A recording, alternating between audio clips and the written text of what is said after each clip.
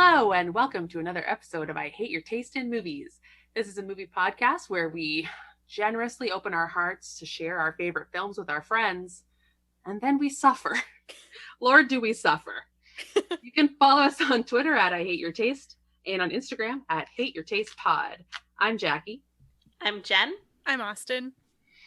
And today we descended slowly into madness with a Jen pick. Yay! Yay. Oh boy. Jen, why don't you tell us what we watched? We watched The Descent, which is genuinely, truly one of my favorite movies. I love this movie so much. We haven't watched it yet because I thought one of you guys had seen it already. And then when I was trying to figure out what my next pick would be, I looked at Austin's handy spreadsheet and saw that neither of you had marked off that you'd seen it and was like, wait a minute. Is The Descent on the table? Because we're watching it. To be fair, Jackie has never once opened that spreadsheet. True, but you hadn't checked it off, so I was like, if Austin hasn't seen it, that's good enough. I feel like everyone by this point has realized I'm the weak link in this whole endeavor, right? So I stand by it. I embrace it. But I also, I've never seen this movie. I was a happy person up until seeing this movie.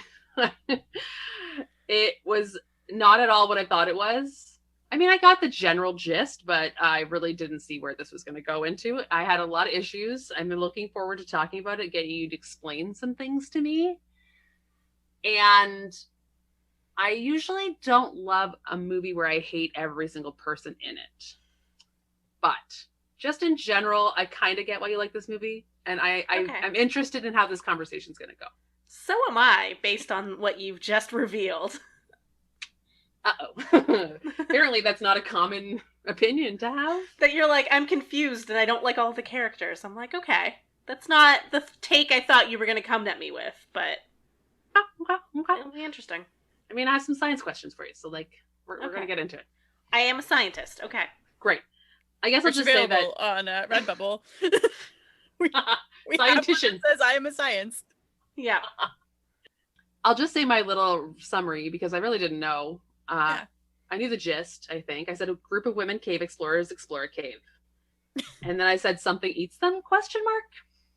So, I mean, I had a general idea, but yeah, it's definitely different than I expected.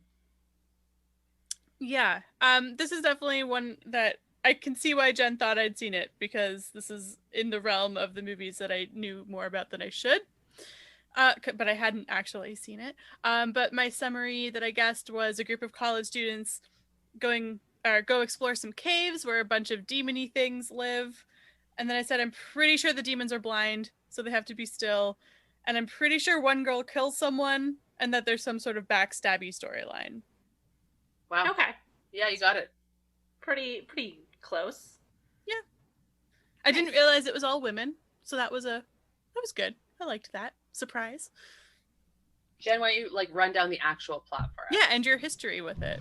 Yeah, so the actual plot, you guys were both pretty close. It is a group of 6 friends, I think it's 6 maybe, all women, and they are sort of really adventure seekers. They go whitewater rafting, they go mountain climbing, they kind of get together and do one big thing, it seems, every once in a while. The movie kind of starts when they're whitewater rafting. And then there's a tragic accident where the main girl, Sarah, her husband and daughter are killed.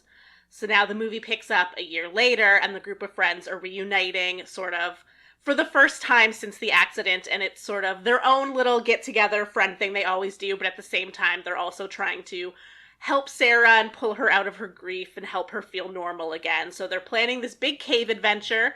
Unbeknownst to them, Juno takes them to a different cave that is off the grid, that has never been explored before, and they go in and they get trapped, and then as they're trying to find an alternate way out, they run into, boom, some cave creatures, and things go even more wrong.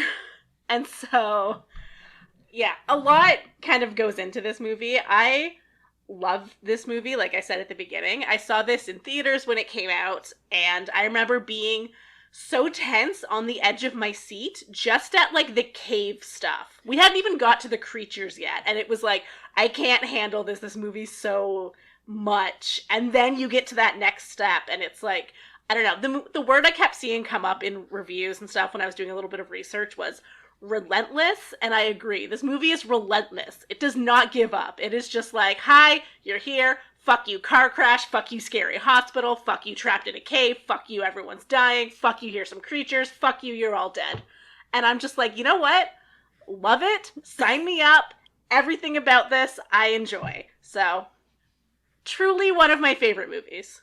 It definitely, you're right. It started with a bang of car accident, and it never really stopped. But I remember I knew something, obviously something's bad's going to happen. But right after the beginning, there's like a 5 to 10 minute time where they're just like having drinks at a cabin and getting ready for their adventure. And I'm like, can we just stay in this? I know, me too. I just want to be here. I don't want you guys to go anywhere. Like, just a fun girls trip. Like, just have some drinks, play some party games, go home. A lot of my notes just said that. It's like, why didn't you just stay above ground? You know the things up there. You know what to expect. Oh, but yeah, maybe that's part of, like, the relentless pace is not my favorite thing.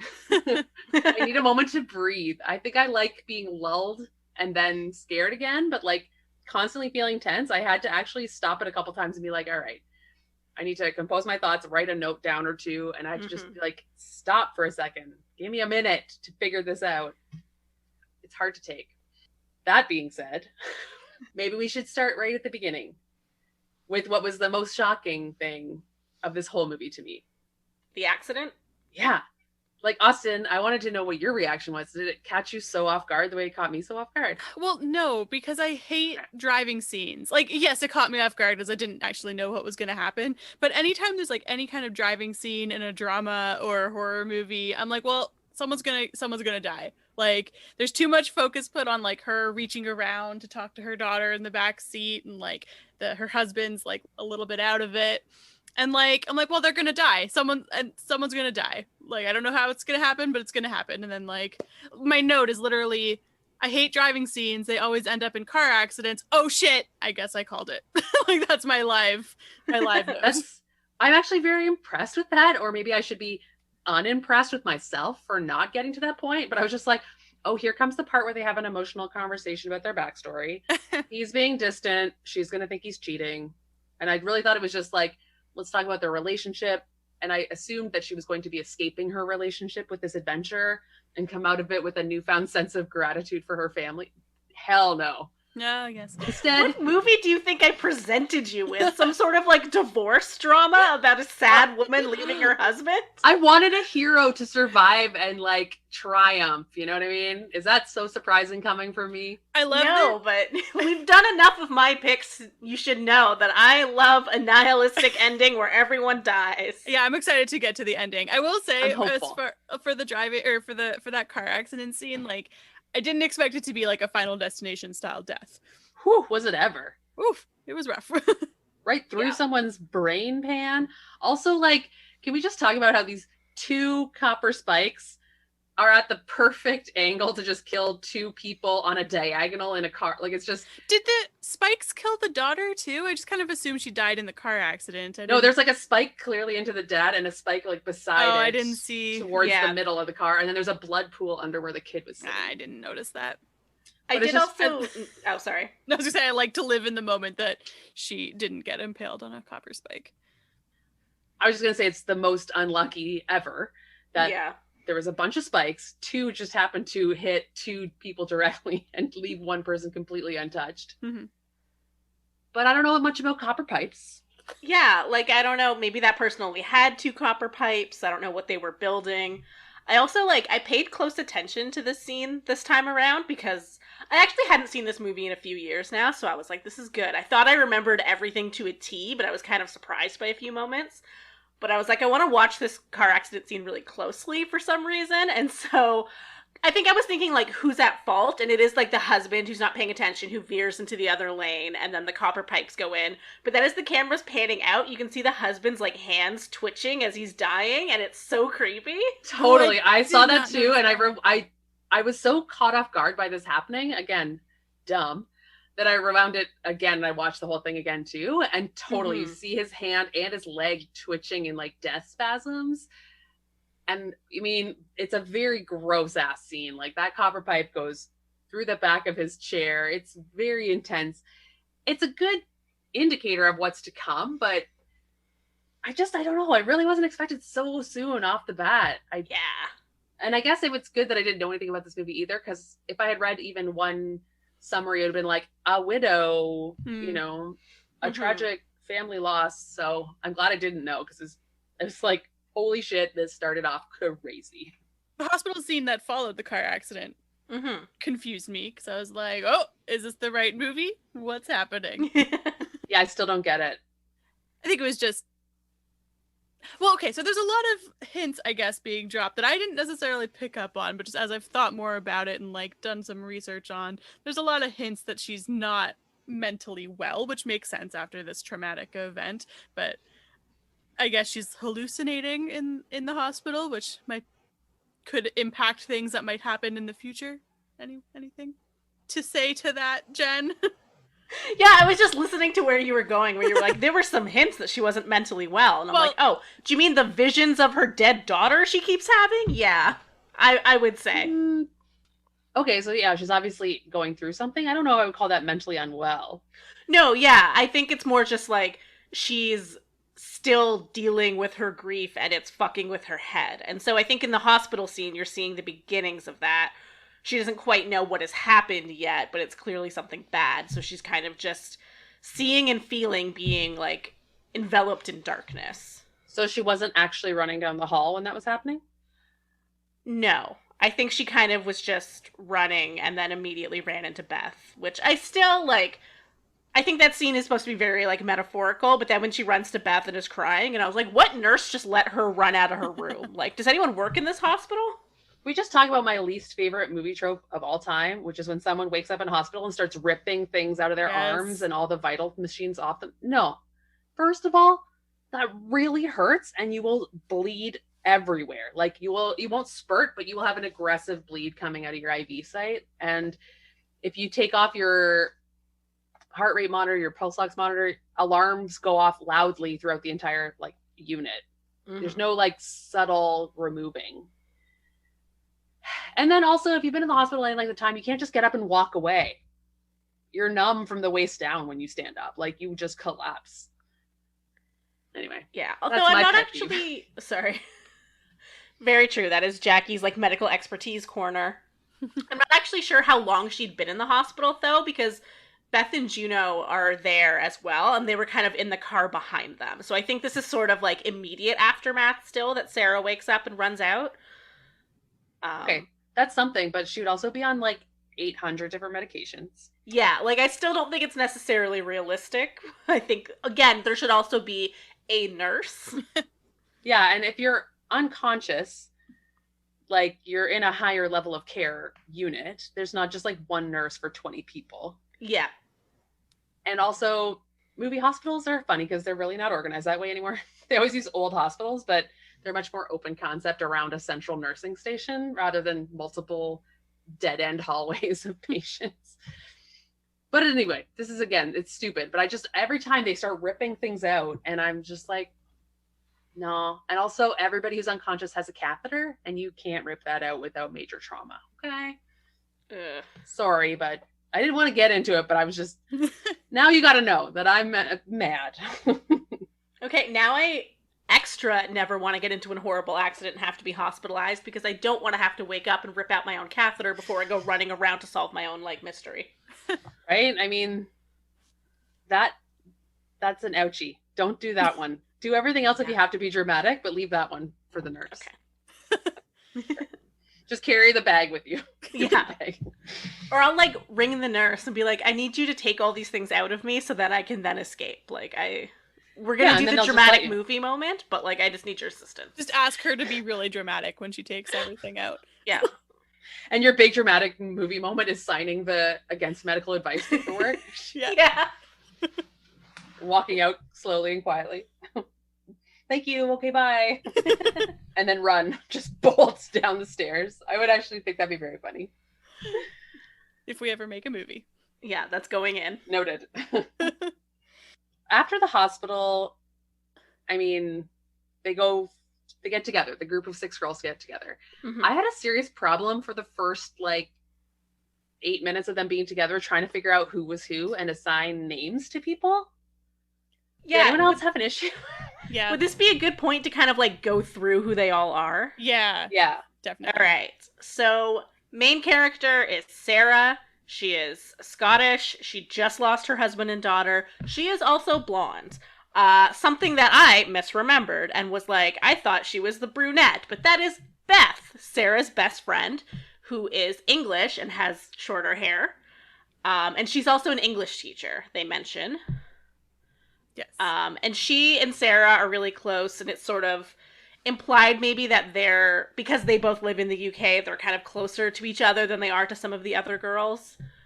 They seem like Beth is really kind of trying to take care of Sarah throughout all of this. Juno is their other friend who was with them during the accident. We will have a lot to discuss about Juno, I'm sure. She's a very she's kind of like the de facto leader of the group. She's the one who's organizing the trip. She seems to be the really adventurous and wants to keep pushing people. It is also revealed later on that she was having an affair with Sarah's husband, which we will get into. Juno then has like a protege named Holly, who is Irish. I was also trying to keep track of everyone's accents in this movie. Well done. Oh my goodness. And Holly is sort of new to the group. She's kind of younger, and she seems very, like, gung-ho adventurous and kind of irresponsible, I'll say. And then there are 2 sisters, Rebecca and Sam. Rebecca is the older sister. She's more responsible. She's the one who was like, here's the plan for the caves that we're going to go on. Here's the flight plan. Here's what can happen if you go caving. Very responsible. Sam is the younger sister, and she is training to become a doctor. So they both have skills that will come in handy at some point. Yeah, I had a hard time keeping track of everyone. We got to talk about Sam the doctor at some point. Okay, I'm sure we will. But yeah, I had to make expertise corner will be expanded. I had to make myself a little cheat sheet of hair, really, to try and tell these people apart. Not only because they're all just like kind of generic, pretty white girls, but also they're in the dark a lot. So I'm like, Yes. which shadow is the person that I'm supposed to understand? Like, I wish they had a better, like, if they all had different colored helmets or something, like a better visual cue so I would know who was who. Mm-hmm. I feel like I didn't put in enough work at the beginning to like really pay attention in their like bonding scene there before they went out. I feel like I should have paid closer attention to really figure out who was who, because like the sisters and Beth, I think they were interchangeable. And by the end, especially, I'd lost track of who was surviving, who was dead. Oh, okay. That could make things very difficult, considering the way a lot of the deaths are worked together. Like, I went back and like rewatched some parts and like made sure I wasn't confused. It didn't ever like cause confusion. I was just kind of like, wait, we'll talk about it when we get there. But there were a couple moments where I was like, wait, what? But yeah, and I think too, like, when you sit down to watch a horror movie and they introduce like 6 people, you're sort of like, only 3 of them will live for very long. Most of these people are going to start dying immediately. But that's not the case with this movie. Like, no one really starts dying until the second half. So you were probably like, I don't have to keep track of them. Exactly. The herd will thin itself. And then you're like, oh no, wait, shit, who are these people? Can I ask you guys a question, though? Sorry. Yeah. You can go first, Austin. No, go ahead. I was going to say, did you guys have an idea, like, who you thought was going to make it? Or who you thought was cannon fodder? I did try, not right off the top, but I was thinking back to the TikTok horror drinking game thing, where you, like, try to plan out the order that people are going to die, and then you, like, try to get closest to being correct. So I was, like, trying to do that. So I was trying to figure out who I thought was going to die first. I think I had expected... Yeah, I think I thought the little sister was going to go first, honestly. But anyways, what about I also thought the sister was going to die, but I knew her doctoring. They made sure to mention she was a doctor. So I was like, okay, well, she's going to do something doctory. And I thought Holly was just going to die immediately because she's the most irritating person on earth. I'm like, all right, Holly, please. Yeah. And I knew she was going to do something ill-advised and reckless and die because of her own actions. So she lasted longer than I thought. I'll give her that. But I really thought that it was going to be like 3 people would live, maybe the original 3. I didn't think it was going to be a literal bloodbath. Literally a pit of blood that she swims in. The best. Appreciate how they established all of their relationships, even if I kind of lost track of who was who. I thought they did a really good job of making me sympathize and like connect with all of them and their like friend group dynamics. Like it felt relatable, and like I feel like we, you know, you could probably relate to certain characters and like with your own friend groups and things like that. So like that felt real, and I like that they actually put in the time. Like the movie in terms of pacing, like it starts pretty dramatic, but then there, like you said a couple minutes ago, like there's a good chunk of time where we're just building character and like establishing everything, and I'm glad that they put that in, and so that once we did get to the cave and everything ramps up and up and up, like we know who these people are and like we have a connection to them. Yeah, and in their like bonding scenes too, they do a decent job of sewing in that there's some definite weirdness between certain people. You don't understand why yet, and you don't know who exactly is weird to who, but you're just like, this isn't exactly just a close group of friends hanging out. Like there's something else going on. Yeah, definitely. I was gonna say I really like what you're saying, Austin, how you get the relationships of all these girls to each other, and you really understand it in the sense that yes, they're a big group of friends, but even within that big group of friends, there's maybe like smaller pockets of friends, or like people who have issues with other people. Like a couple of them made kind of snide remarks about Juno in that way you do, where it's like, we're all friends, like we're still all friends, but sometimes you get on my nerves and we got to talk shit about you behind your back. And I think that's something that like a lot of people, a lot of friend groups have, where you're like, we're all friends, it's all like we're all on a good page, I guess, but sometimes I don't understand you. And I think they have that relationship with Juno, and that kind of sets in motion a lot of stuff. And it makes a lot of sense later when you realize that like they're having these issues with Juno because Juno is kind of a selfish person and is doing a lot of stuff behind everyone's back. But you don't necessarily know that at the time. At the time, it's sort of just kind of really kind of naturalistic, I guess, little hints that like, yeah, we're all friends, but we maybe have some issues with her sometimes. Maybe things aren't as good as they used to be with her. Yeah. I do feel like the movie is setting her up to be the villain, obviously. Like she is the reason that they kind of end up in this situation that they end up in. So maybe that's a transition into talking about that a bit. But like I wasn't sure. I was like, does she know something? Like, does she know? I guess she knows that she's fucking with them and like gonna bring them to a different place than she originally told them. But I'm like, what does she know? I feel like the movie is hinting that she's less selfish and like more like trying to get them hurt. Like I wasn't sure. I'm like, is she bringing them down there to hurt them or like to put them in peril? Just from some of the way, like some of the shots and some of the the way they set her up, I was like, are they trying to make her seem really stupid?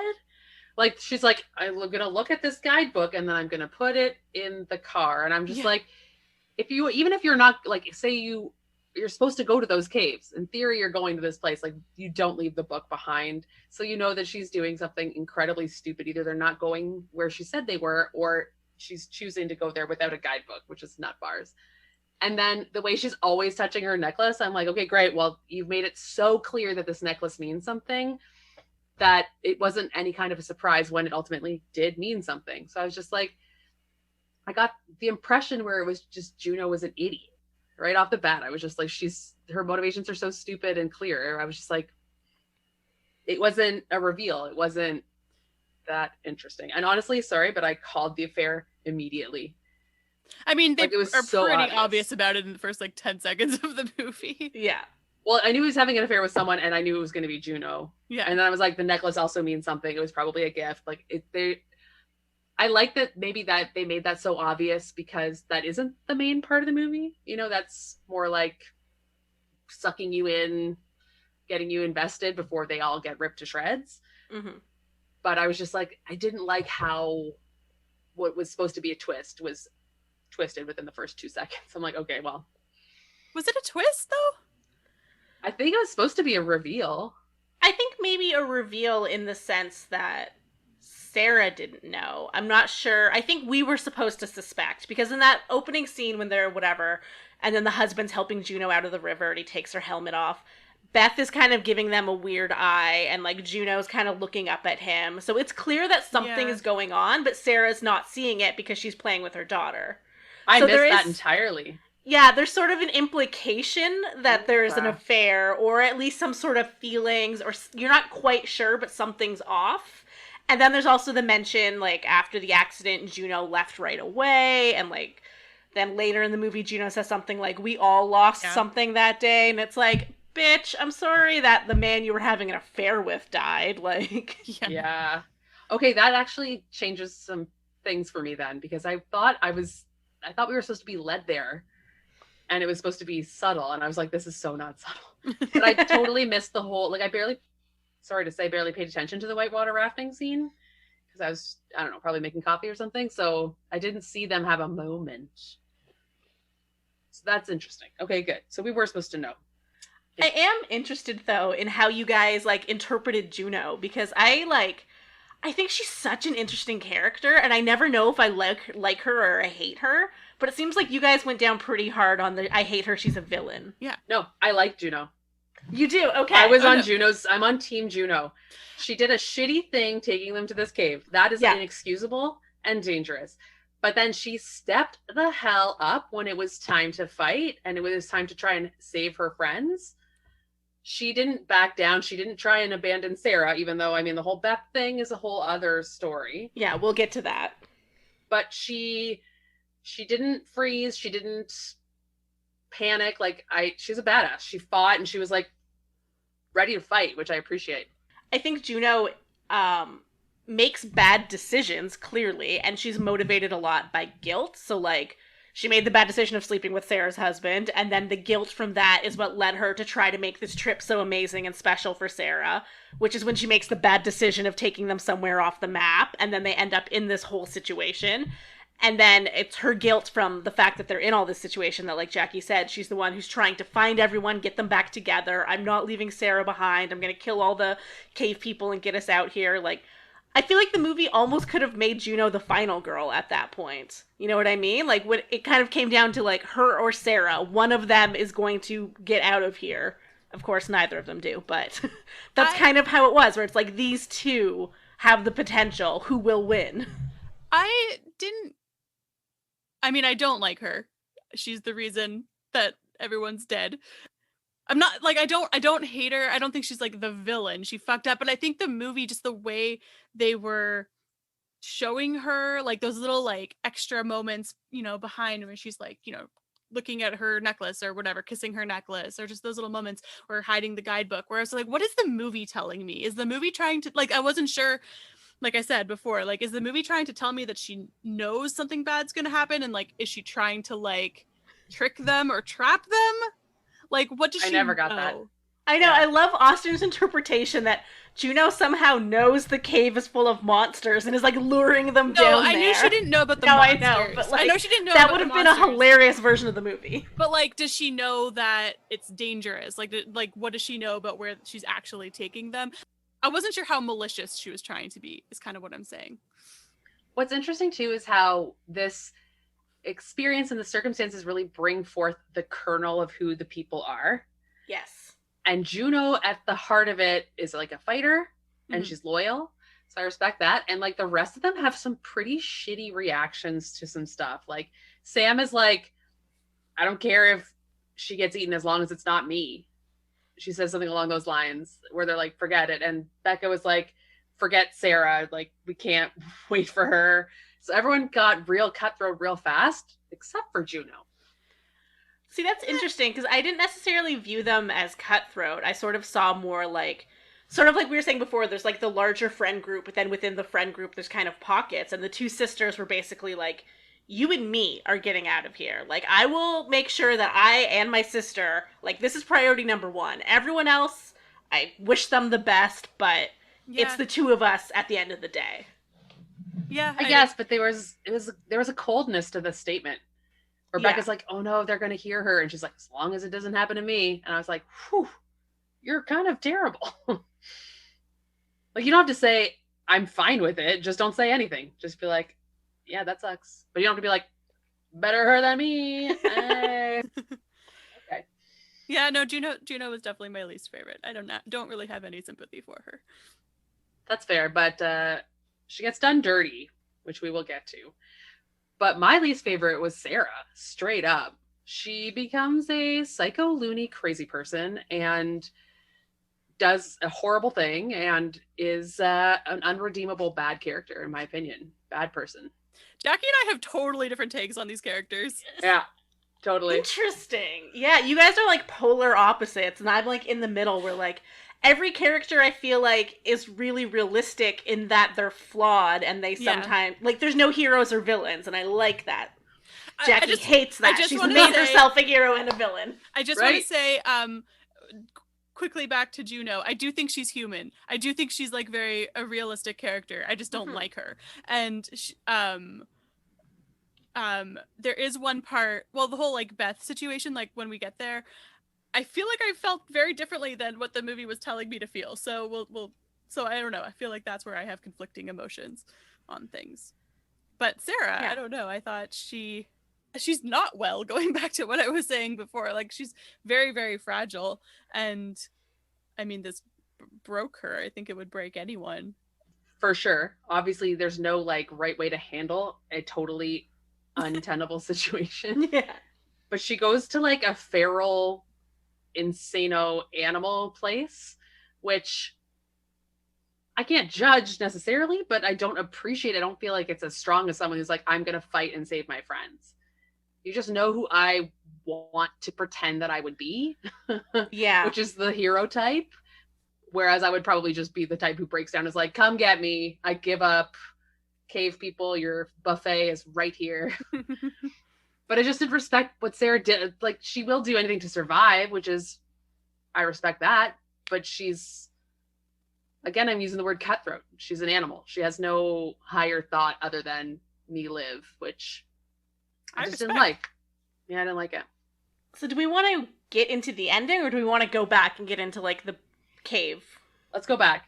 Okay, yeah. Because I do want to talk about the cave and the scenery itself. Same, because I think, like I said before, a lot of the cave scenes, like, I'm already, like, so tense just from the cave exploration and going in and out of those little tunnels and stuff like that. Like, there's a lot of really cool cave scenes. Jackie? I do have a question for you both. Would you have liked this movie as much if it was just in the caves, trapped in a cave, trying to find a way out, no monsters? Yes, I would have liked it more. I would have loved that movie. I would have been obsessed with that movie. It would have Everyone could die, but if they died for real reasons, I'd be like into it.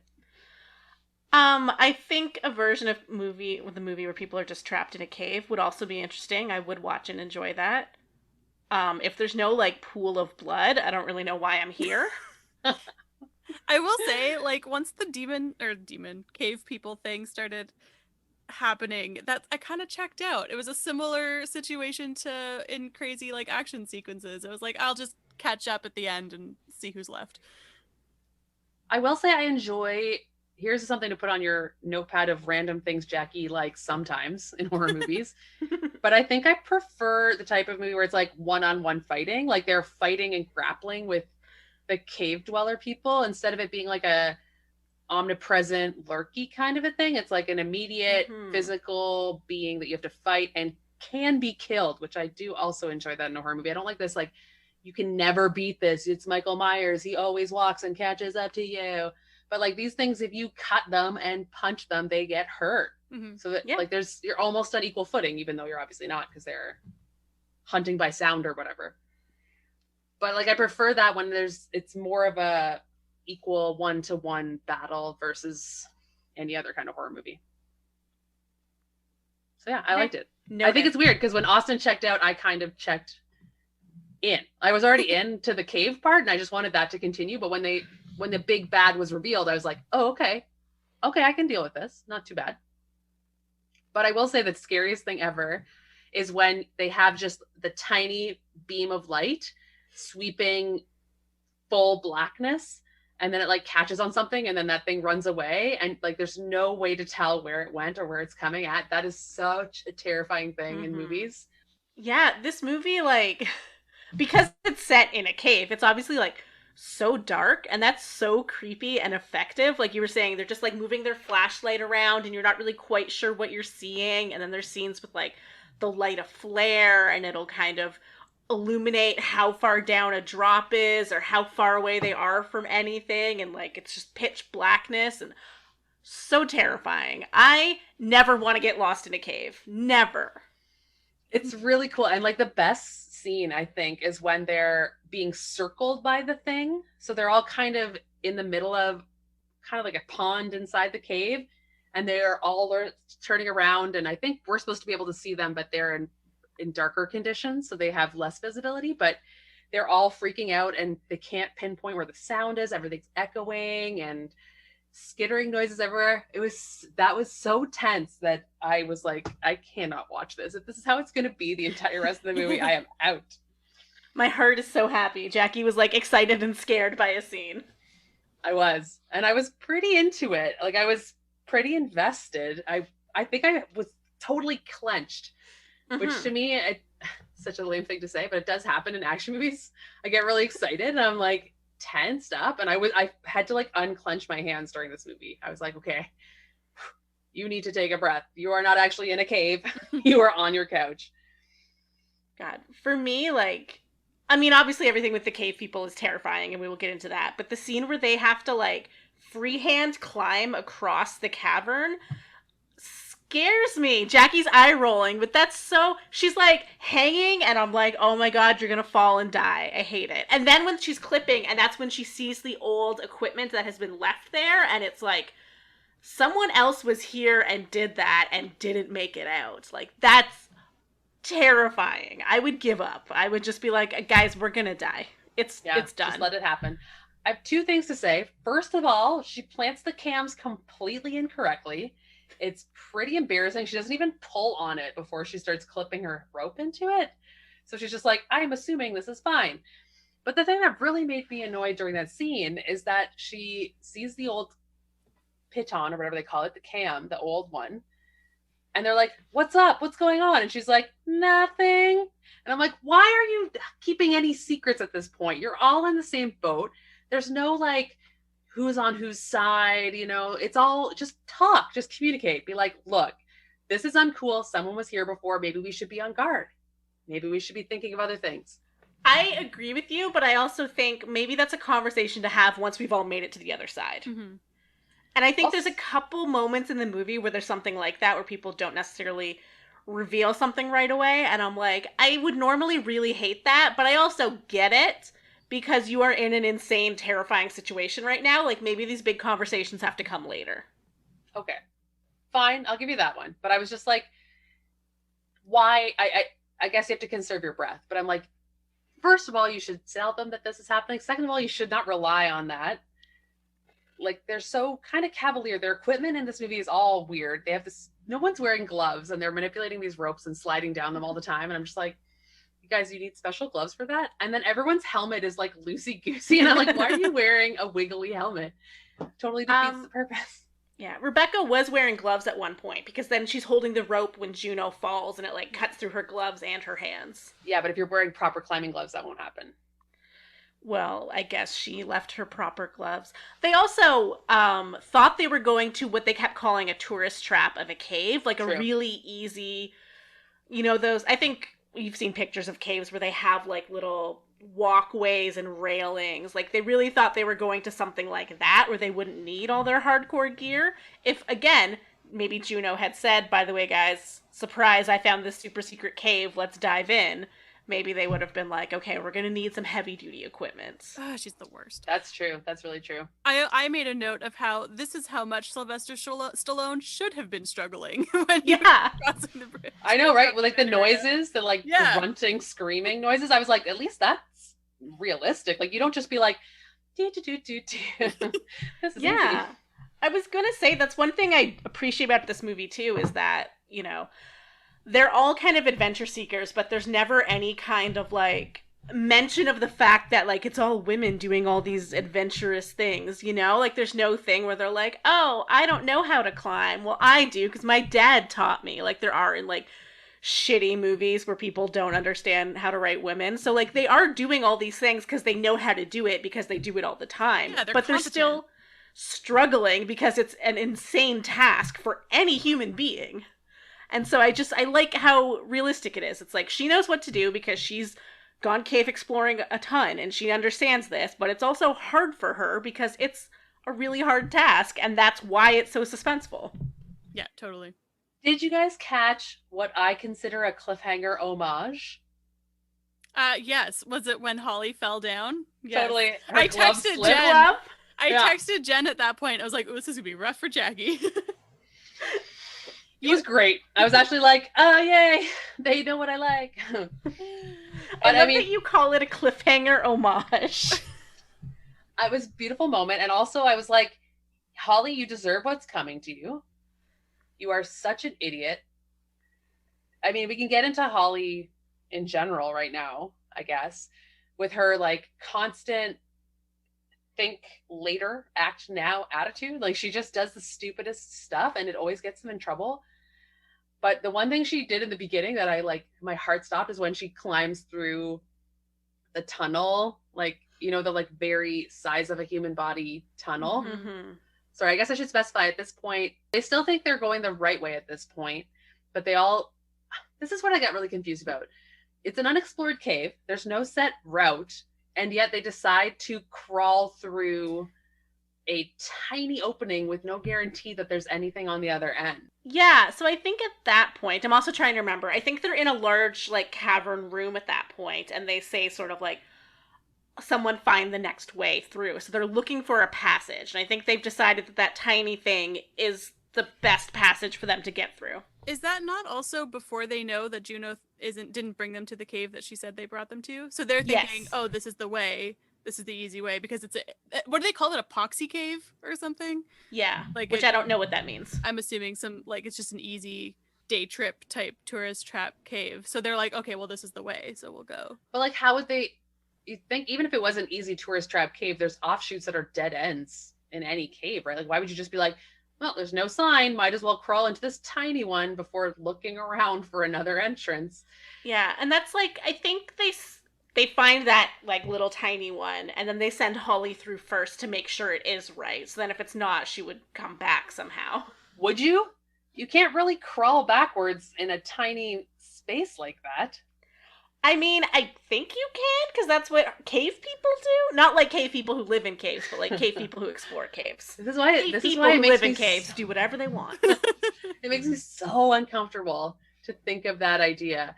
Because especially too, what if something happened to Sarah? You get caught on something, or say it narrows to a point where you're trying to squeeze through and then you get stuck. Oh I really think God. at that point they weren't even thinking that because they were just like, well, this is the route. Like if this is the Yeah. only area from where they were, that like initial big room, and if that was the only path or whatever, they're like, oh, okay, well, I guess that's it. That's kind of how I interpreted it. I wouldn't be doing it. I wouldn't be down the cave to begin with, so Yeah, like maybe you could get me through the thing at the very beginning where they just drop into the giant circle and look around, and then I take the escalator back up and out. Like, I could maybe do that. Yeah, in the beginning when they go down that big hole, I'm like already thinking, where's the easy way out? Like, where's the emergency exit? Yeah. Why you can't go back up? So thinking back on it now, knowing that Juno had no idea what this cave system was, like it's like just the scariest, dumbest thing I could ever think of. Yeah. Absolutely. And like flinging yourself out of a building. What are you doing? You know, like you're saying, like there's that narrow little passageway, they don't necessarily know where it leads or whatever. Juno has no idea where anything is or what anything leads to. And I know she's bringing them there with the intention of we're going to explore and discover and it's going to be so cool and amazing. But she didn't even like scope it out really. So maybe this is a bad idea. I mean, I think it is a bad idea, but just maybe this is a bad idea. But she also lets Holly go in totally blind. Like she knows that this is an unexplored route. yeah. So she's just like, well, later, Holly. I know you're my protege, but I guess I don't care if you live or die. Bye. But I think that's also because Holly kept being like, I don't want to go to the tourist trap. I want to do something adventurous. And Juno's like, don't worry. I got you covered. Like, why don't you find a way through here? Like, this is exciting. You just don't know it yet. But also, the more Holly complained about the tourist trap cave, and then they went to this, like, terrifying danger cave, the more I'm like, I really wish I was at a tourist trap cave. Like, if I was in your friend group, I would be like, I want to go to that one with the gift shop. I want to get an ice cream cone. Right? I would love a nice staircase. Yeah, Right? Down into a cave. I like my caves with like handlebars and Yes. like that sounds like a railings as well. delightful afternoon for a grieving woman, you know? Right? Yeah. Holly does get her own, though. Like, she reaps what she sows pretty quickly. It's funny because Holly didn't bother me that much. I was like, oh, she's a daredevil. She's making stupid decisions. I figured so. I think she was the second person that I thought was gonna die. I'm like, she's taking too many risks. She's gonna go pretty quick. Oh, but like when she falls, when they have the cliffhanger moment, she falls, breaks her leg with the bone protruding from her leg, which, by the way, nightmares. I hate that so much. I never want to experience that. But then also, imagine experiencing that when you already know that you're trapped in a cave. Yeah. Like, again, you're just gonna have to leave me here to die because I can't walk on it, I can't climb, I can't crawl. This is like, when what am I gonna do? No. Okay, before Jackie gets into the medical stuff, because I can feel it coming, I just have to say when what's the younger sister's name again? Sam. Sorry. Sam. When she says I need to push it back in. When I say my stomach rolled, I don't think I've ever had that sensation watching a movie before. I was like, nope. And then I couldn't watch that scene. Like, that was the worst part of the movie for me. I have no idea. I'm assuming that was not medically accurate, but I was like, I was having a rough time. And that's when I typed out to you guys, like, if we're ever in this situation, like, just put me out of my misery. Like, legit, same. You would just have to leave me there. Yeah. Trying to pull a bone back into place is the worst thing you can do. If you're not bleeding out from an open fracture, trying to jam it back into your skin will cause you to immediately die, pretty much. Like, if it's broken open, it's already bleeding a lot because you have bone marrow, which is highly blood vesselized. Like, it's just it's the first thing in first aid is do not touch a protruding bone. This is a doctor. Well, she's a med student. Like, she should know at least the basics of first aid. That was just the dumbest thing ever. If they were going to make it so that she was hurt enough that she couldn't walk by herself but could still walk, twist a knee. Like, come on. It was so stupid. That made me mad. I'm like, okay, so we have the world's dumbest risk taker and the world's worst doctor, and figure it out, girls. As someone who knows nothing about medical things, I was like, this is terrifying and horrible and 100% real. Well, next time you get a fracture, I'm going to try and start pushing on the jagged part, stick it back in your leg. But I think I'm embarrassed to say this. Like, the medically stuff and the dead caribou were like my high points. I was like, that's interesting. That'd be cool to find a dead caribou. Maybe I'm more like Holly than I want to be. I think you might be. I think you might be the Holly of the group. Rude. Now I want to know who's who. Oh, interesting. This is harsh. Jen, I see you as the Sam, even though you're not medically, but you're like diminutive, and like Sam is really short compared to Becca. I don't know if you guys noticed that, but Becca's like 2 feet taller than her. Mm-hmm. And Sam's just kind of like I'm not trying to be rude or anything. She just kind of goes with the flow. She's like, I would like to be told where to go, what to do. And then when it comes down to fighting for her life, she does a decent job. So it's a flattering comparison. Okay. Austin, I consider you to be the Beth. Okay. You're like the supportive one and like trying to make sure everybody's okay and handling things okay and like be more aware of the emotional climate potentially. I think I'm a Juno. I want to be a Juno. I'm like a selfish person who wants to believe that they can fight in a life or death situation, but I'm probably more of a Sam as well. I would be the Sam because I would like to pretend that I'm the medical person. Yeah. I don't know. I love that question. A lot of movies make you think about that question, and I enjoy that. Like, what would I do in this situation? I want to place myself in this situation and imagine. And my mind always thinks I would be okay, but the reality is far sadder. Yeah, I think I actually wouldn't be any of the people in this situation. Not only because I wouldn't do this, because, oh my god, scary. But also, if I was in this situation somehow, I would not be nearly as calm and resourceful as they all are, which I appreciate. Like, I appreciate watching that and not having the one character who's having a freak out and crying and dragging That's everyone true. down. But I know I would be that person. I would be having a freak out and crying and dragging you all down. Oh yeah, me too, absolutely. Before any of the cave people come Yeah, into the long picture. before. Yeah, the second the cave second that tunnel collapses and you're trapped, like I'm out. Oh, Like that tunnel thing freaks me out. It's one of the biggest fears I've had.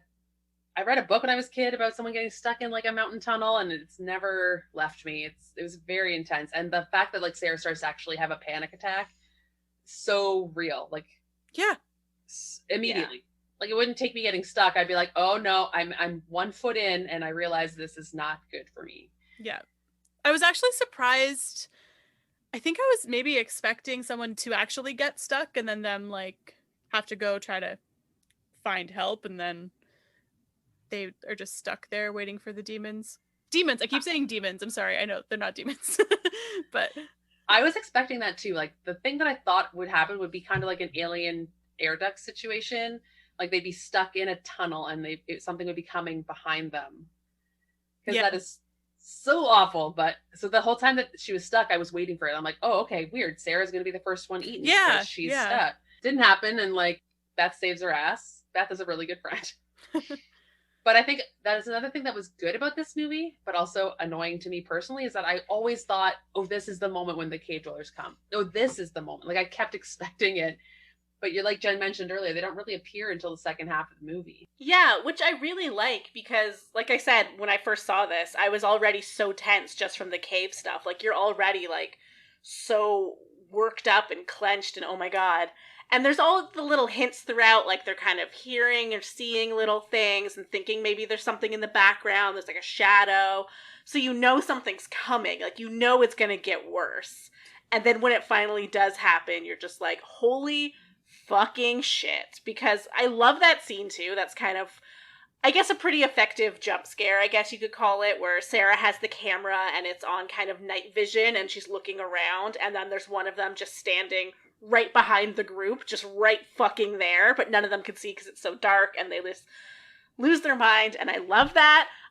When I was living in dorms, I showed my roommate at the time this movie, and it scared the absolute fucking shit out of her, and it became like a running joke, so I printed out a picture of that scene of like the cave person standing right behind someone and taped it to our bathroom mirror for her to find when she got up in the morning. And it lived there for like months. And then one time the dorm cleaning lady came in and was like, what is this? Oh my god. You scared her. I know. I was like, sorry. It's my inspiration for when I'm doing my makeup. I want to look like the cave person. That's a look. But now we get to talk about when they really face to face, monster versus human. The first like attack, whew, was that crazy intense. Like, they rip Holly's throat out like horde. That was so, again, I don't know why, but I was expecting this to be like a creepy, stocky type of bad guy. Not such a physical, in-your-face, visceral, eat people alive kind of bad guy. So when he popped out, rips out Holly's throat, that I was really, really surprised. Yeah, I mean, I think that scene too, like the cave people kind of attack and they slash Holly's throat, and there's so much that's happening at once, but everyone kind of takes off running, and I think Sam and Rebecca do kind of like split off the two of them from the rest of the group. Sarah falls down and gets knocked out. Beth tries to go back for Juno, and then that's when we have the Drama. next intense scene. So right after Holly's taken and Juno's fighting over the body, more try to attack Juno. She takes them out like a fucking badass. And then another one's coming up behind her and she turns and swings, but it's not a cave person, it is Beth. And I'm like, oh, that's so fucking hard. Like, oh. Because, like, Juno's not in the wrong. Like, she's in the middle of attacking and she's turning around. Like, she thinks it's someone coming up behind her. Yeah, announce yourself. Yeah, it was like, it is like a genuine accident. Mm-hmm. So, but like, how she reacts to the accident is pretty bad for Juno's character. Yeah, I'd say it's bad, but I also don't necessarily blame her. This is where I'm so confused, because I don't like Juno, but I don't blame her for this at all. And I don't really understand when later, when Sarah finds Beth, who's still somehow alive, and she's like, don't trust Juno, like, she did this. And I'm like, well, she didn't mean to. Like, I mean, I get it. If one of my friends accidentally killed me, I'd be a little pissed too. But it wasn't like she attacked you. I get that she walked away and like let her just die there. This is where I was confused, is because I feel like I was supposed to this was supposed to turn me against Juno, but this was the one point where I was like, well, that's not her fault. Like, she sucks for everything else she does in this movie, but like, that's not her fault. No, I didn't see this as like meaning for us to turn against Juno. Because again, it was an accident and it was clearly shown as an accident. Yeah. Like, you're not supposed to interpret it as intentional. But I also think that's where the sort of cracks in their friendship come into play, because Beth was already feeling a type of way about Juno. And then Juno stabbed her in the neck and walked away, left her to die. You know what I mean? Like, of course she's going to be like, don't trust that bitch. Like, Yeah. she is awful. She also gives Sarah the necklace that Juno's been wearing. That the whole, like, don't leave me, I'm dying, and then she walks away. I was like, yeah, Juno, you're a fucking bitch. That was terrible. Yeah. Like, damn, you didn't even stay for a second to offer reassurance. You didn't say, I will come back. You were just like, beep, boop, fade into the shrubbery. My irritation was that, why is, like, Beth or Sarah or anyone talking about who's sleeping with who in the middle of this intense life or death situation? Guess what? Your husband and his affair means less than shit right now. Like, focus, please. I think it was less the importance of the affair and more just like, Juno's not who you think she is. So she gives Sarah the necklace and is like, she's not who you think she is. Like, don't trust her, whatever. And then it has like the quote that Sarah's husband used to always say, so she knows like what it means. I don't know, maybe Beth thought there was more to it. So I don't think it's necessarily a like, let's talk about Juno's affair and like her sex life or whatever. It's more just like, she's not trustworthy. Yeah, that's how I took it too, because again, like I said, like, Beth was already not Juno's biggest fan. She was already sort of like, she knew about the affair. She didn't think Juno was acting responsibly or trustworthy or being a good friend to them. And now she got them into the situation and then literally killed Beth and then walked away. So, Yeah.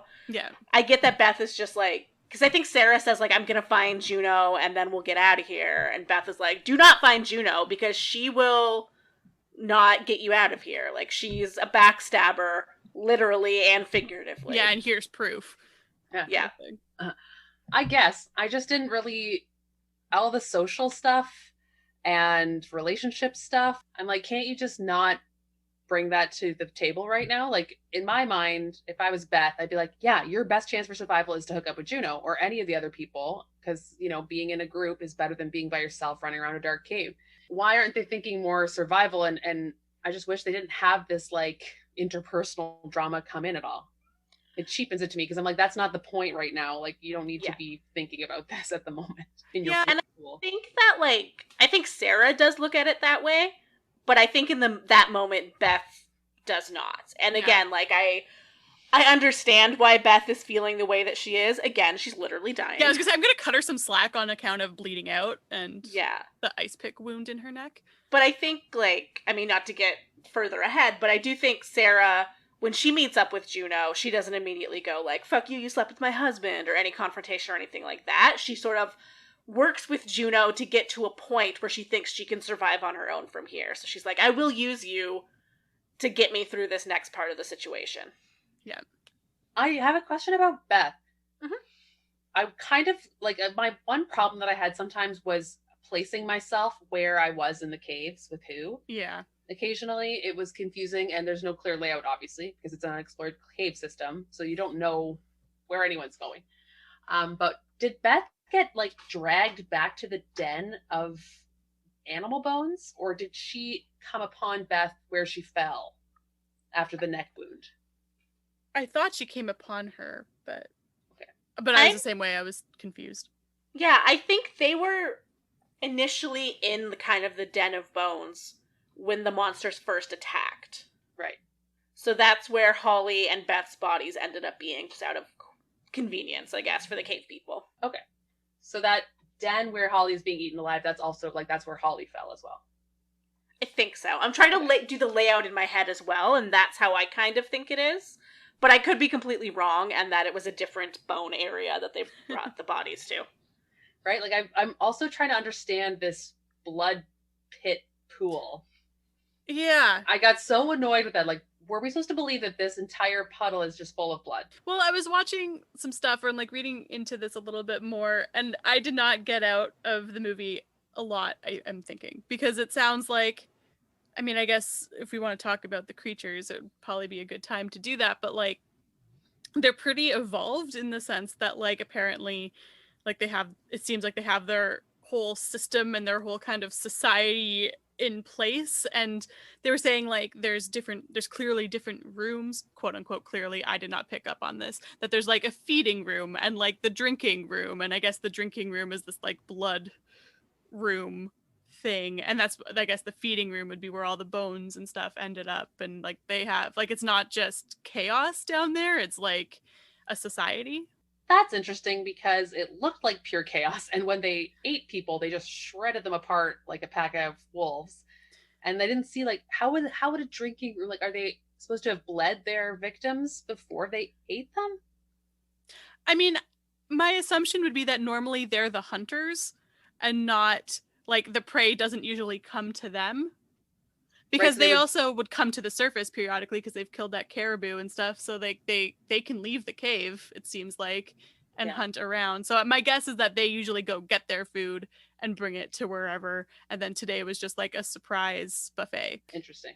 Yeah, like a chicken nugget just walked into your home, Yeah. and you're just like, well, don't mind if I do. Like someone ordered Uber Eats and it went to the wrong address and they just like ended up with someone else's food, you know? I prefer Austin's example than a walking anthropomorphized chicken nugget that I'm gonna eat. Sorry, Jackie, a Beyond Meat nugget. But okay, so do we think that puddle was pure blood? No. Okay. Austin, did you think it was pure blood? I wasn't sure. I couldn't tell with the lighting and stuff. Like, I wasn't sure if it was a puddle of blood or if it was like water and blood or what the situation was. Yeah, I think it was a little bit of everything. I think it was, initially it probably had been water, and then there was also just like blood and dirt and gunk. Like, if you're saying that they had it sort of set up as like a different room, so I was like, maybe this is like the cleaning the body before you eat it room kind of thing. So it's kind of just like a pool of viscera. Like, it's a little bit of everything. Did you like that scene? Abso-fucking-lutely. Yeah.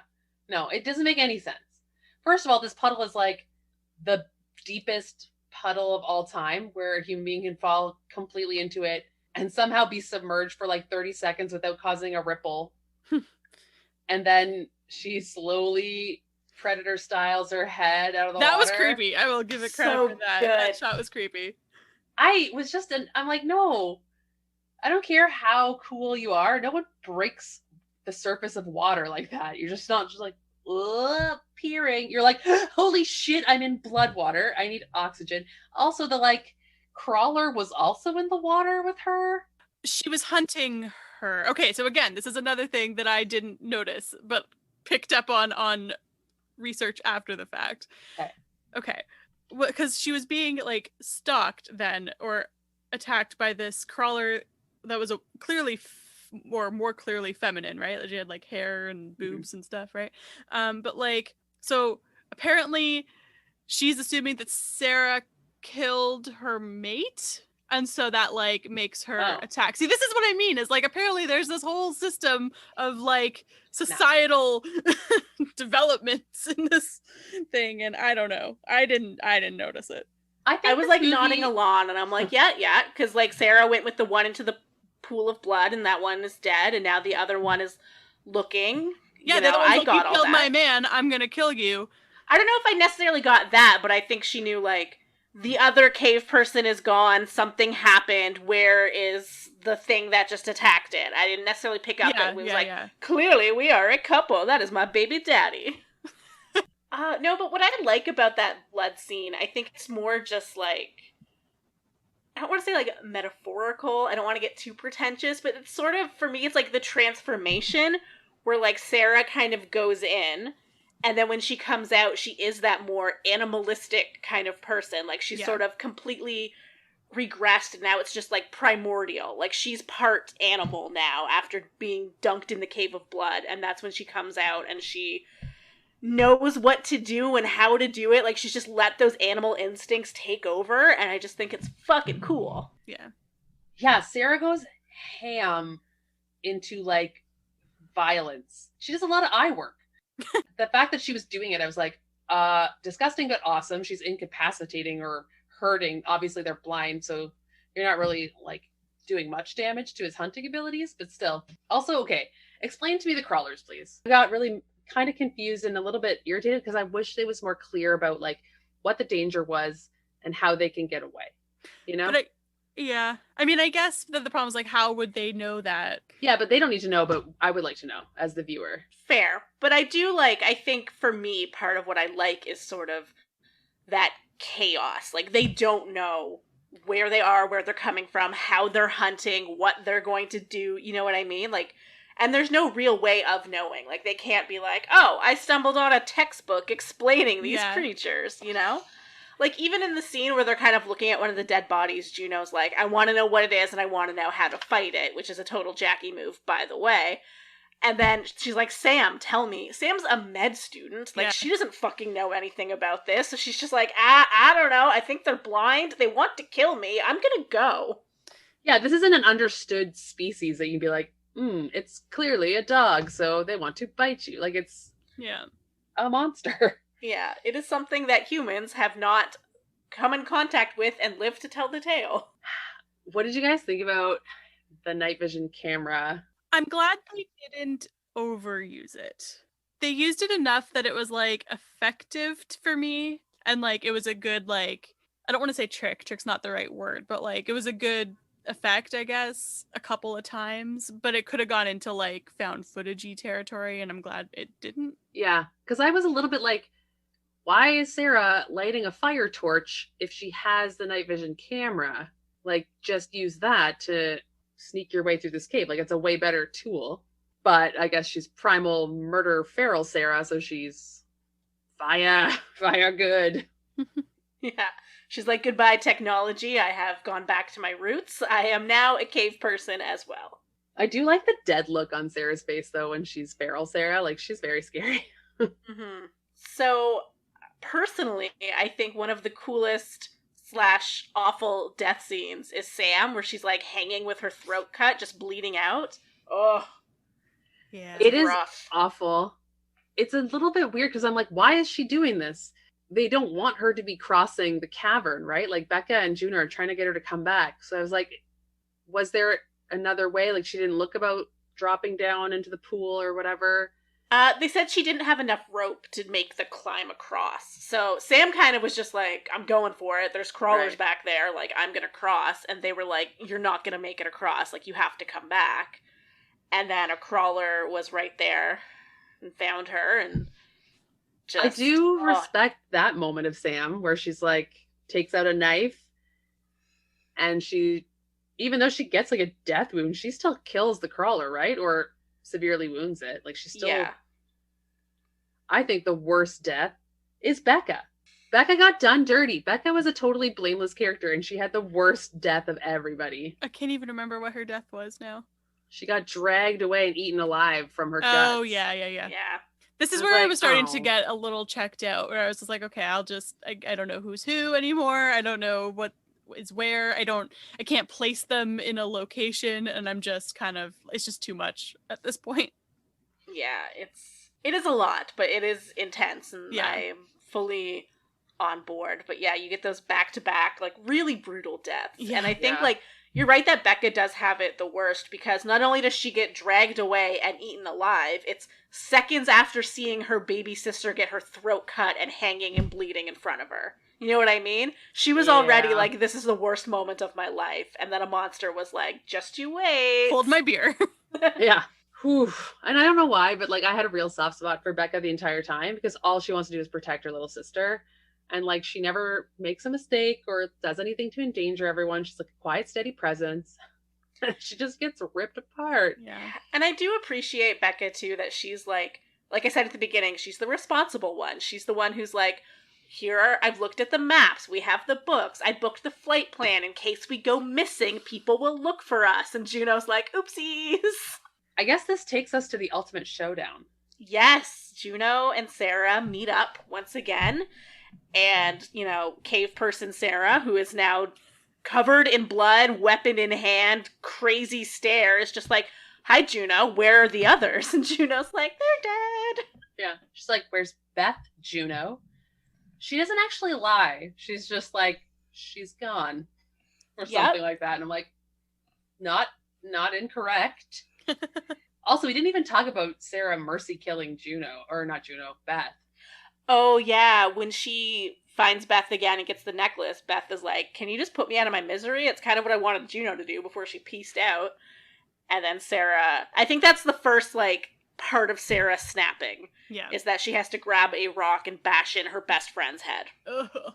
So fucked up. Of all the things you could not do, i.e. getting in a cave, crawling through a small cave, I think mercy killing your best friend might be the one I really, really could not do. Yeah. Yeah. And then, Sarah, when she's with Juno now, she says, oh, you saw Beth die? And Juno says yes, this is where I'm also going to defend Juno. Yeah. Because now is not the time for this conversation. We need to get out of here. And, you pretty much saw her die. There was no way she was surviving. You thought she was going to be dead in minutes. Yeah, she shouldn't have lived as long as she did. Yeah, I don't actually know the time of when Sarah actually made it back to Beth, how much time had passed. A few minutes sounds like a long time for that kind of wound. I was like, I think it was a couple minutes, but I thought she would have been dead in, the second And then Juno she had a turned around. conversation. Yeah. It was a lot. Right, and if it went, through her neck, it would have damaged the part for speaking, probably. Excellent point. Yes. We'll just ignore all of that. So again, I'm not blaming Juno for saying, yeah, I saw her die, because you saw her almost about moments away from death. Yeah. And again, now is not the time and place to have this conversation. Your friend, all your friends are dead except for the one standing in front of you covered head to toe in blood. You don't want to say, yeah, I accidentally killed Beth, but, it's fine, it's cool, let's just get out of here. Let's get out of here, and then we're recounting to the police that this crazy thing happened. Maybe that's when I'll say she was killed by accident. Yeah. Yeah. And I think it's fair to say, I don't really remember exactly the course of events, I was pretty crazy and hectic in there.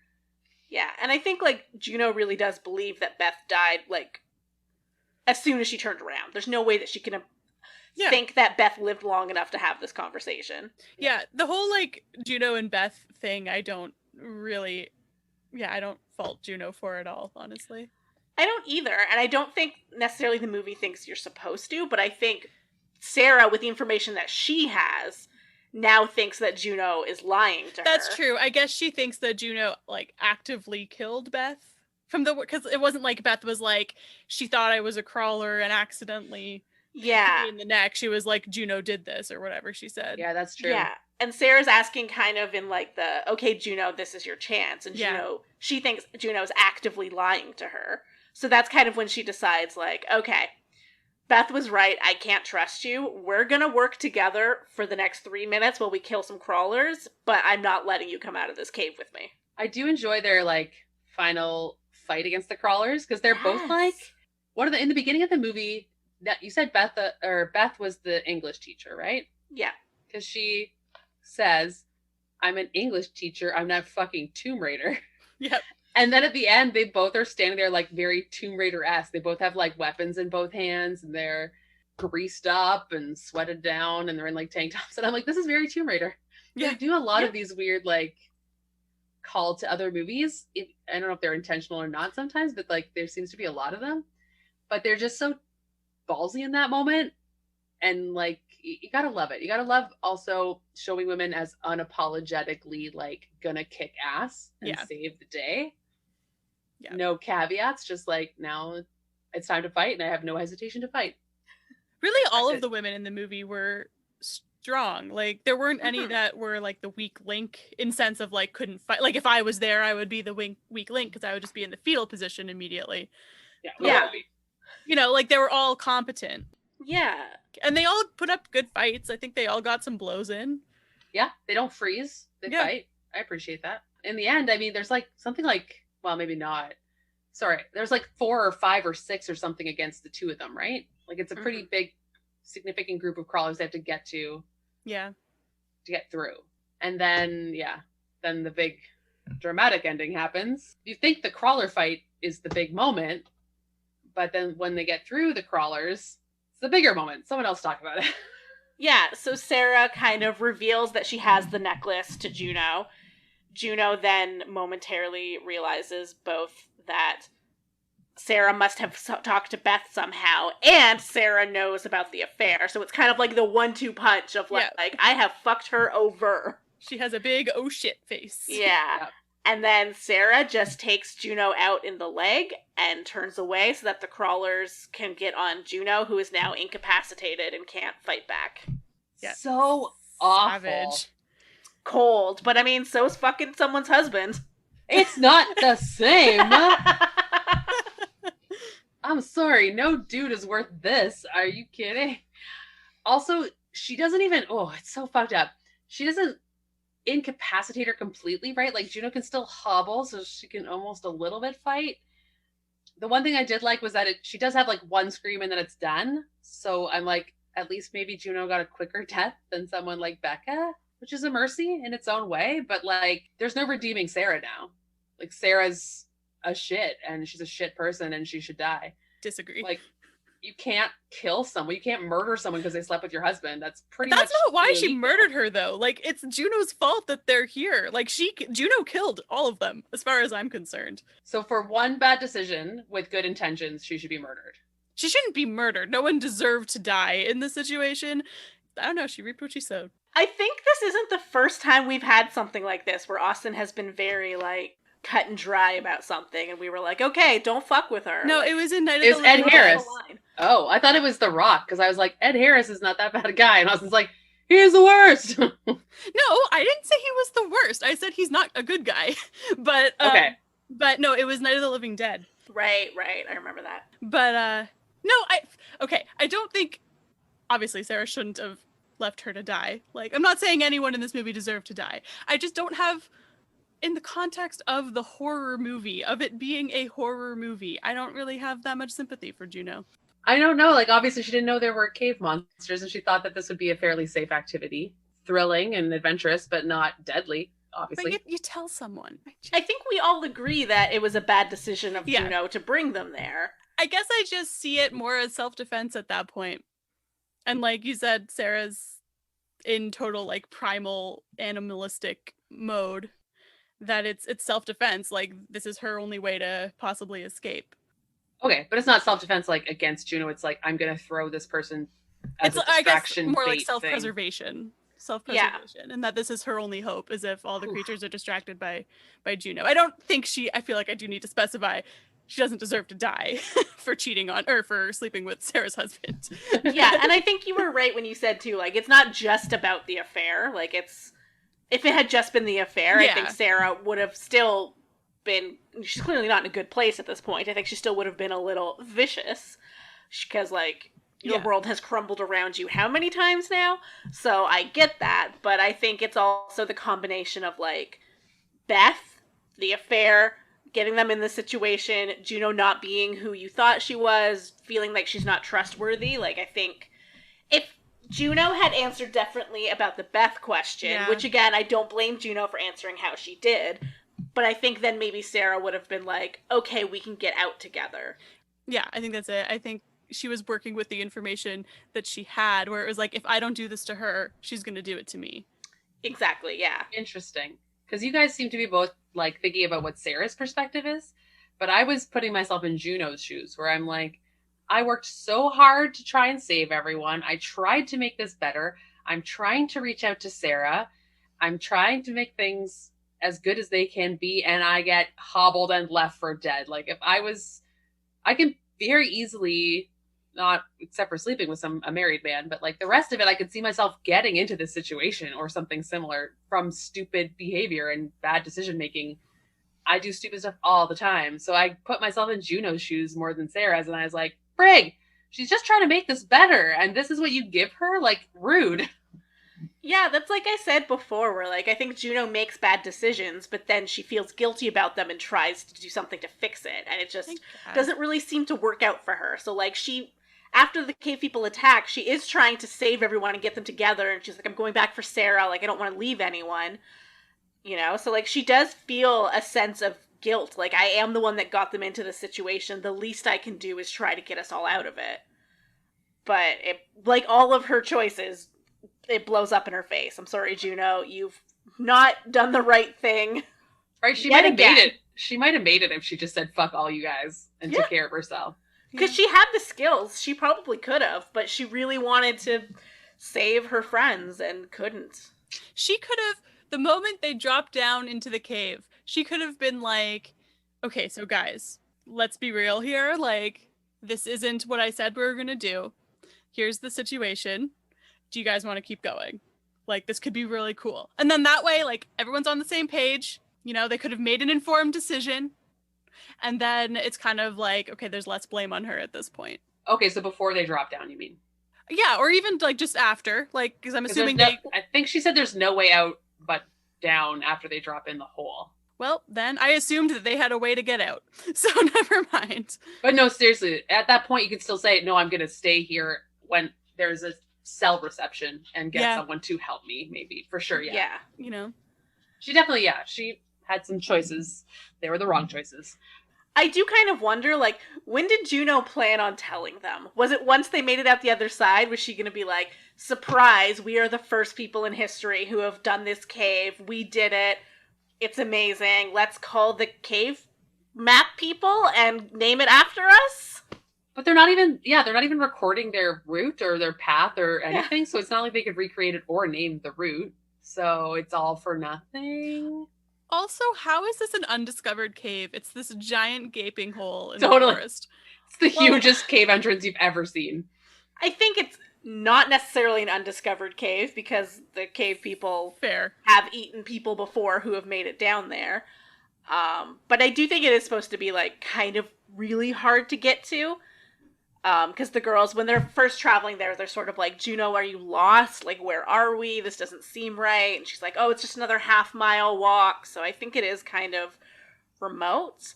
But I also wouldn't be surprised if, like, maybe there was lore amongst the locals about the creepy cave that no one goes to because, you know, animals go disappearing around there. Yeah, or people go exploring and they never come back. Yeah.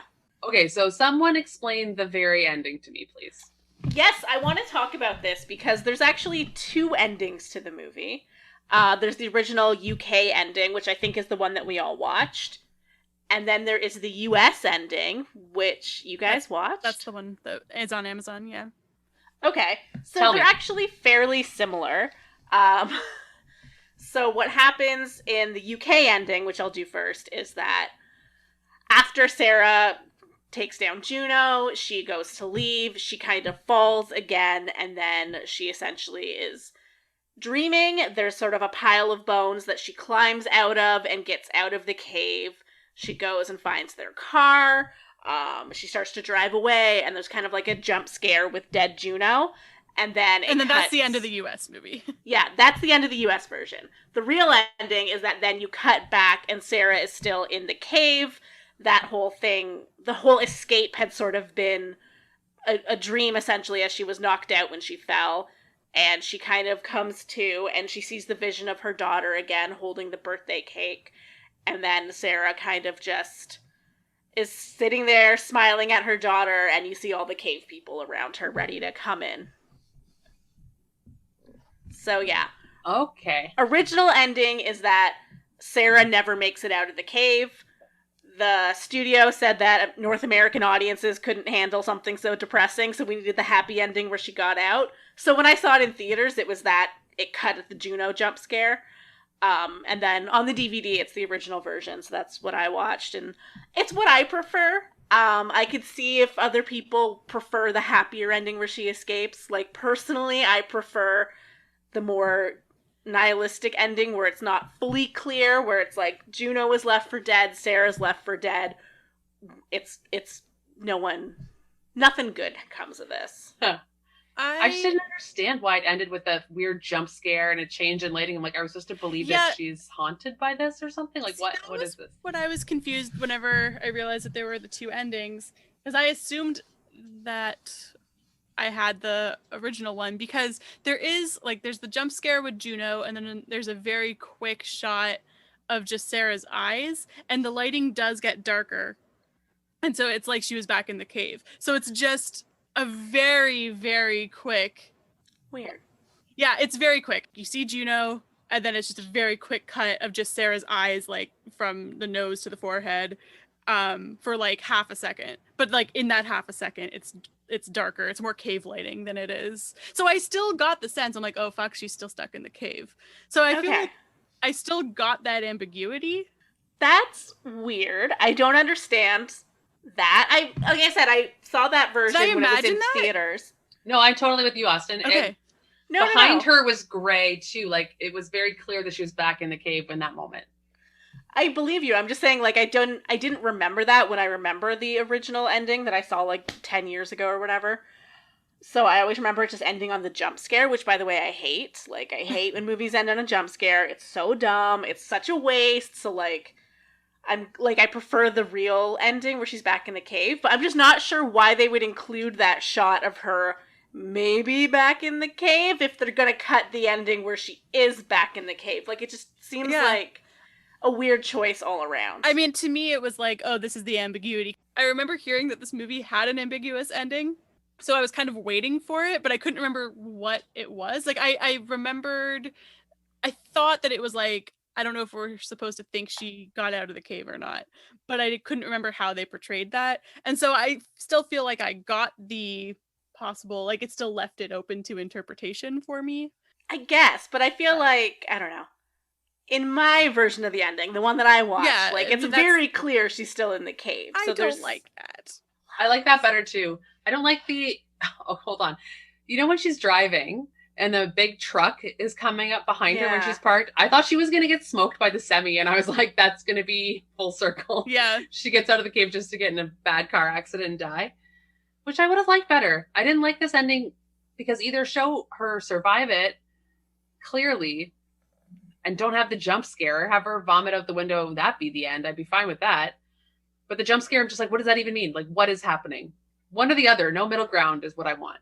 I like having a little bit of hope, which why initially when I was thinking about it, I was like, well, no, I think I prefer the US ending, the version that I saw, because it's like, I like to think that she has had a little bit of hope. I like to think that maybe she got out. But then I was thinking about it harder, and I was like, would I want to survive that? Like, her whole family is dead. Now all of her friends are dead in these like terrible, terrible ways. And like, she witnessed hell.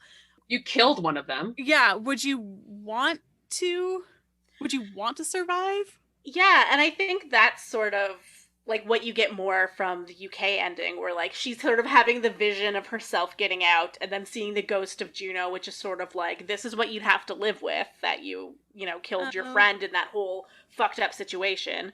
And then she's back in the cave and her daughter's there again. And I think her daughter, earlier in the film, when she's having visions and hearing her daughter, she says something like, "Mom, are you ready?" And it's sort of like, at this point, she's kind of just like, yeah, I'm ready to join you. Like, let's do this. Like, legit, what does she have to live for? And I'm not saying if you lose your entire family and all your friends, you should kill yourself. Do not agree with that. But I just mean, like, for Sarah, someone who was already struggling before she got in the cave, lived through this fucking massacre, she'd have to go back and restart her life again. And also now with the knowledge that, like, one of her friends wasn't who she thought she was. Her husband wasn't who she thought he was. She had to kill one of her friends. No one's going to believe her.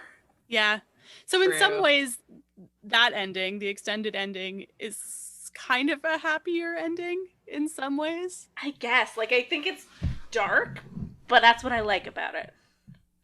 I like it because it's better. It's more realistic. Like, the whole surviving, she, like, punches through the grass and crawls out of it like zombie style. And it's just too convenient. She can just run to the car, the keys are there, and she escapes. I'm just like, all right. Even for me, it tied up too neatly. I was just like, no one's getting out of this. Like, you could just tell, like, no one should get out of this. Yeah, I don't like when movies kill off everyone, so I like having a little bit of hope at the end. When I was watching it, I was watching that scene kind of looking for necessarily any like clues that it was not really happening and was a dream. And that was one of the first things that I got to, is that she found the car so easily. When it's like, we have no idea where you were in that cave system. Like, you guys had been exploring for a while. You were far from the entrance. Plus, you had hiked quite a ways from the car, and she kind of just got to it really easily. And like Jackie said, like, the keys were there and she could drive away, and it just seemed very like, That's very okay, true. this is too convenient. So that is the kind of clue that it's not quite happening that way. I think the other thing that led me more to thinking that it didn't actually happen was earlier. I think it was it Holly when she was running towards something when she thought it was daylight, Mm-hmm. and they're like, "That's not daylight." So I'm like, "Oh, this is the same thing. Like whatever she's seeing isn't really daylight." I guess that's it. Yes. Oh, great movie, you guys. This was so fun. Should we do some high points and low points? We should. My high point was the moment where they were all standing in the cave and they were being circled. I already mentioned it, but I thought that was such a cool shot. And just that panic of all of them like spazzing out and looking in different directions and trying to find where the threat is. We don't know where the threat is. They don't. There's echoes. It's so intense and cool that I was very like caught up. That was the moment I was like the most immersed in the movie, and I was just like 100% invested. I'm like, I'm in, I'm committed. What's going to happen? So I felt really strongly about that moment. And then I think my low point, I wrote Juno's cold-blooded death just for cheating, but now I feel like we've established that it's about more than that. So I'm going to change it. And I'm just going to say the US ending. I really didn't like the way it ended, and it confused me, and I wasn't sure what I was supposed to be getting out of it. Now understanding that there's a whole other act potentially, that I prefer the idea of this other ending, because I felt like they were working so hard the whole movie to make it a realistic kind of threat, and then it's just like, ghost, I'm scared, the end. And I'm like, what? Ghosts weren't a part of this? What's happening here? Like, I just didn't enjoy the ending at all, and I thought it cheapened the whole thing. So I'm making that my low point. I think for me, I liked how they established the characters, even though I had a hard time keeping track of them. No, I liked how they established their relationships and made us connect to them. And I also like that all the women were competent, they were pretty strong, they put up a good fight for the most part. And I also like that it wasn't super like sexualized. Like they were all wearing equipment and like jackets and like helmets. Like there wasn't that element to it. I just like how it was just like a bunch of women doing their thing and it was cool. Mm-hmm. And there was some good, the way the tension built was definitely intense. My low point, I think, was Juno before the cave people situation. Like just her putting all of her friends in danger for no reason.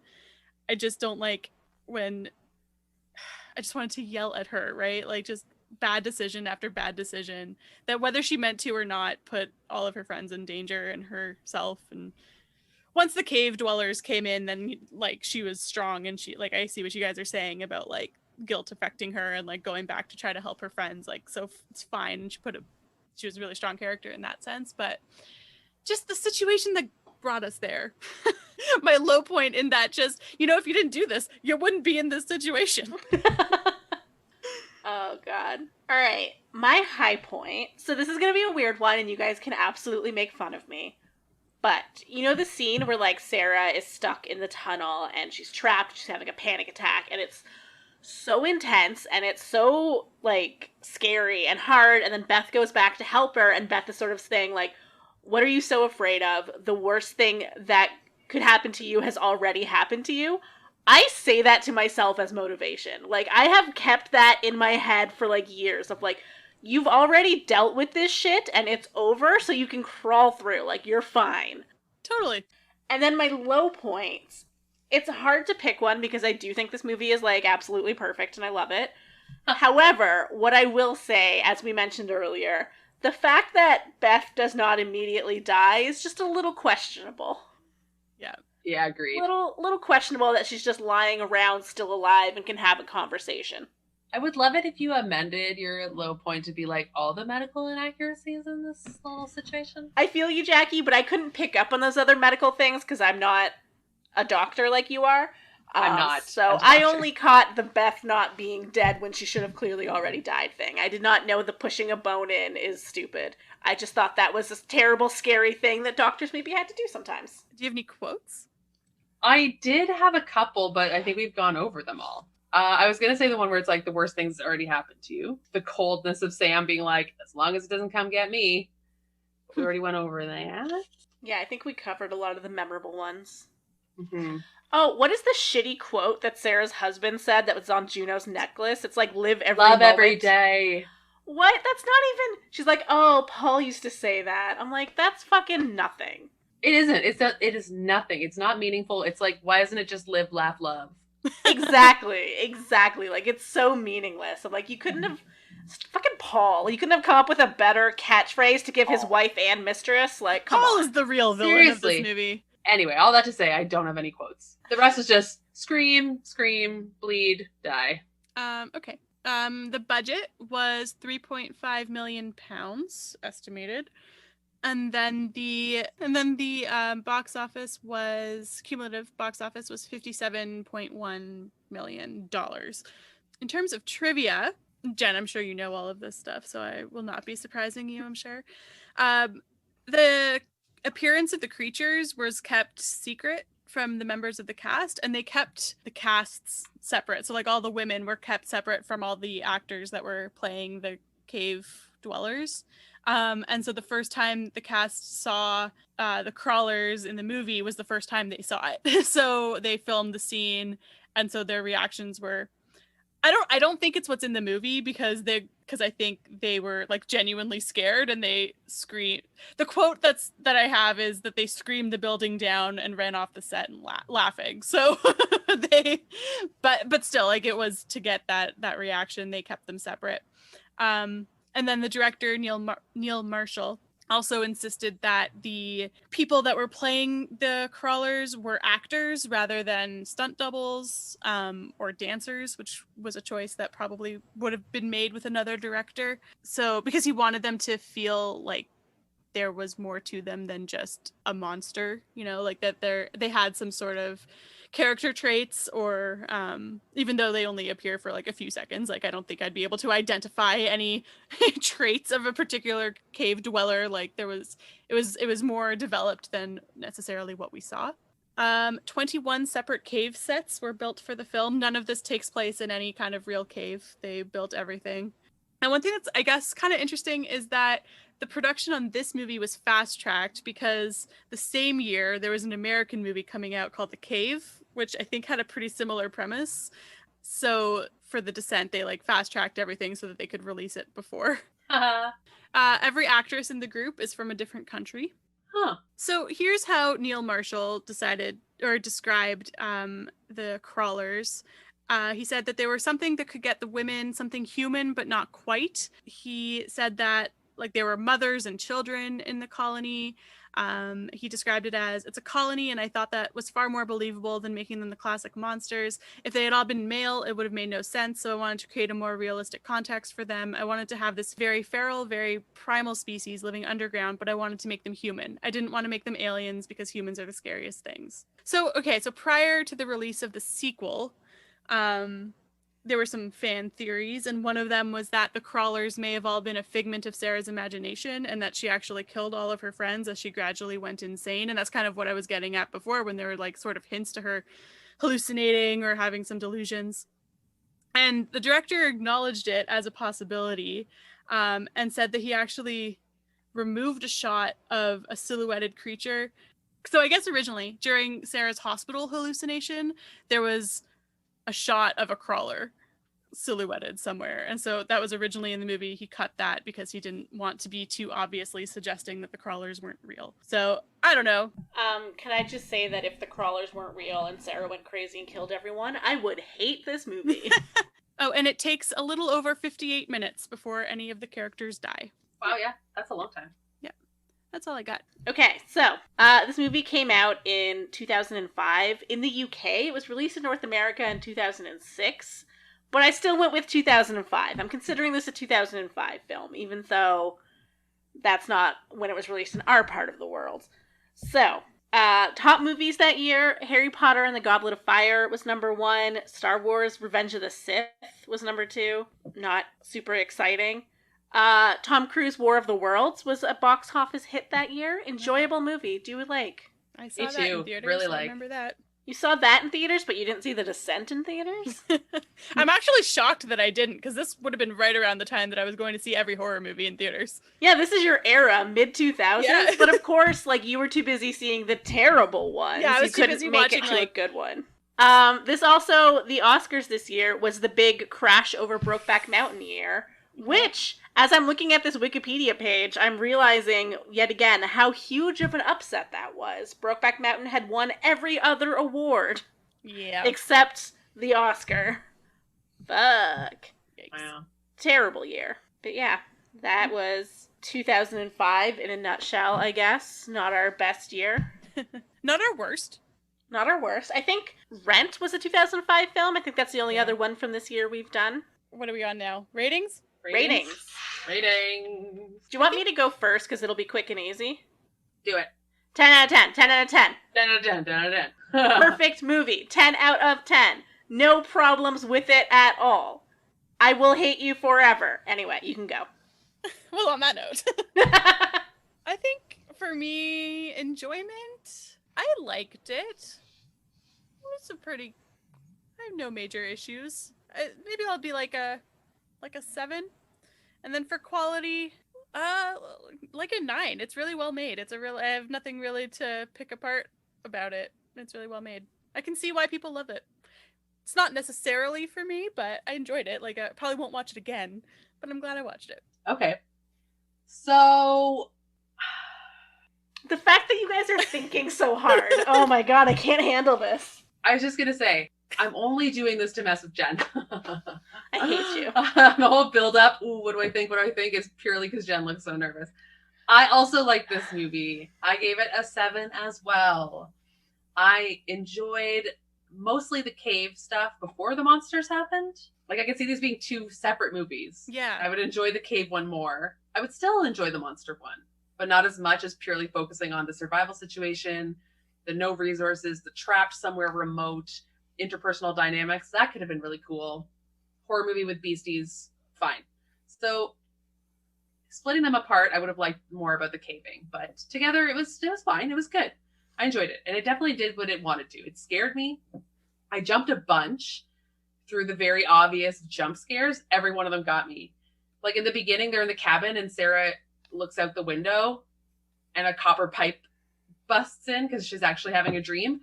I jumped off my couch. That scared me so much. So this movie was very effective and I enjoyed it. I was very scared. In terms of quality, I also gave it a 7 again. I said it had really cool sets and cool weird lighting, and they used it effectively, like not being able to see the echoing. I thought it could have been a cooler thing that they could have explored, and I wanted to know more. Again, you guys kind of schooled me on it, but I wanted to know more about the beasties. I wanted to know how they hunt and what the big threat was and what their major like offensive weapon was. Anyway, I'll just say it was good quality sets. I can't believe they built all of them. I didn't know that. I thought at least some of it was in a real cave, so that says something. And yeah, the medical stuff was really bad, but other than that, it was a good quality movie. Friendometer? I'm fine. I mean, yeah.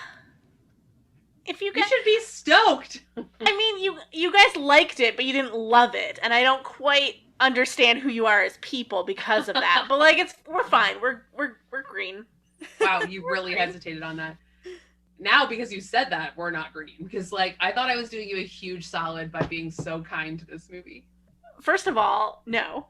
You would do me a huge solid by having better taste and genuinely loving all the things that I love. Right.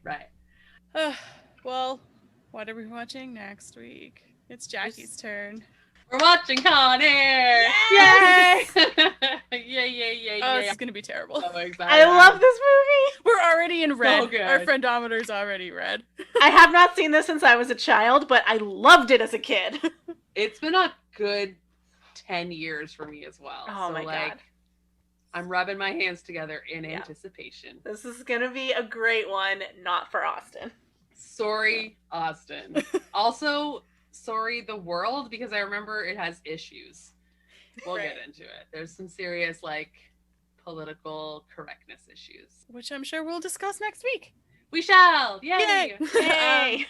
So that wraps us up for The Descent. And if you would like to follow us on Twitter, we are at I Hate Your Taste, or on Instagram at Hate Your Taste Pod. We also have a website. It is IHateYourTasteInMovies.wordpress.com, and there are links there to our merch.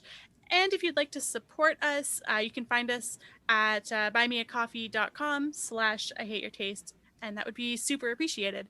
And if you like what we're doing, please leave us a review on iTunes or Apple Podcasts. It's really, really helpful.